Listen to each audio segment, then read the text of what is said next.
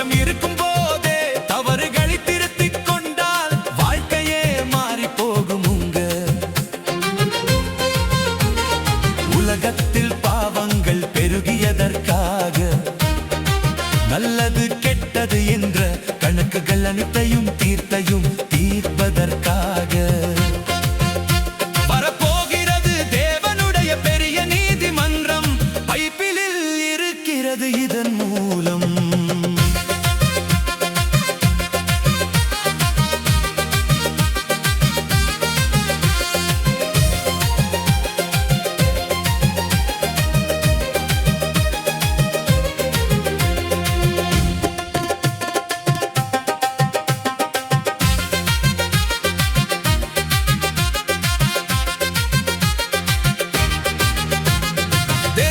தெரியாமலோ தவறுகள் செய்வது மனிதர்களின் இயல்புங்க.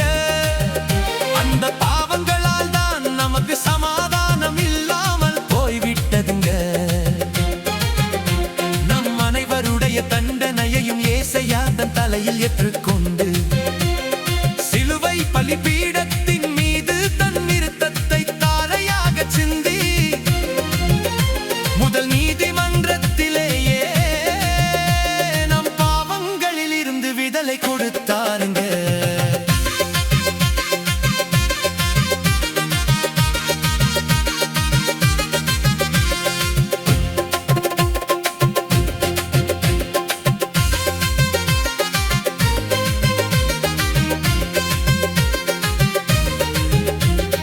நான் ஒரு பாவி தேவனே என்ற நெஞ்சு மீது கை வைத்து ஒப்புக்கொள்ளுங்க. ஏசையாதான் என் இரட்சகரன் என்று வாயார நம்பி ஜெபிக்குங்க.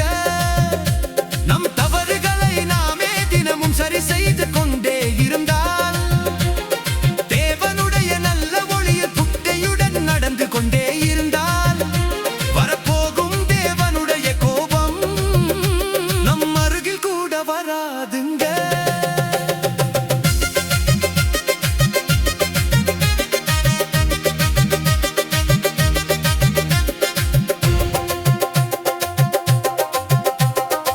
ஏசையாவை நம்பிய விசுவாசிகளுக்கு ஒரு நல்ல தீர்ப்பு இருக்கிறதுங்க.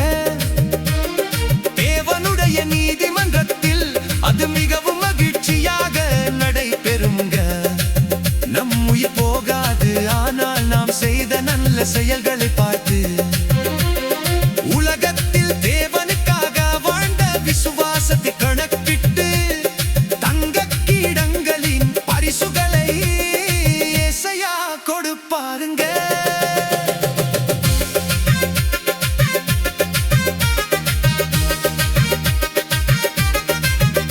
இந்த உலகத்தில் பயங்கரமான துன்பங்களின் காலம் முடிந்த பிறகு பூமியில் உள்ள எல்லா மக்களுக்கும் நிச்சயமாக தீர்ப்பு நடைபெறுங்க. நல்ல ஆடுகளையும் கெட்ட வெள்ளாடுகளையும் பிரித்தது போன் பார்த்து இருக்கும் தேவனுடைய மக்கள் ஆதரித்து தாகம் தீர்த்தவர்களை 1000 ஆண்டுகள் ஏசையாவின் சொந்த ராஜ்யத்திற்குள் அழைத்து செல்வாருங்க. தேவன் இஸ்ரவேல் மக்களுக்கும் ஒரு தீர்ப்பை வைத்திருக்கிறாருங்க.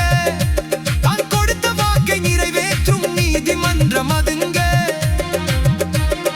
பெரிய பெரிய துன்பங்களின் வழியாக அவர்களும் பிடிவாதத்தை மாற்றி ஏசையாதான் உண்மையான தேவன் என்று அவர்கள் கண்ணீருடன் நம்பும்படி செய்து ஆசீர்வாதங்களுடன் கூடிய பெரிய சொத்தை அவர்களுக்கு கொடுப்பாருங்க.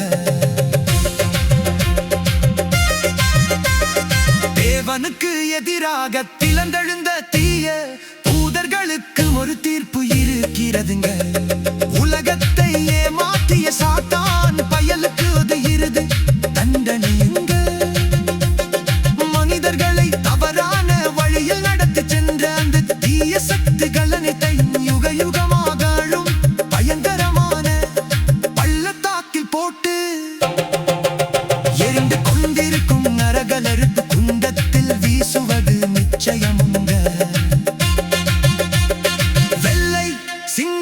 நீதியான தீர்ப்பு என்றார்.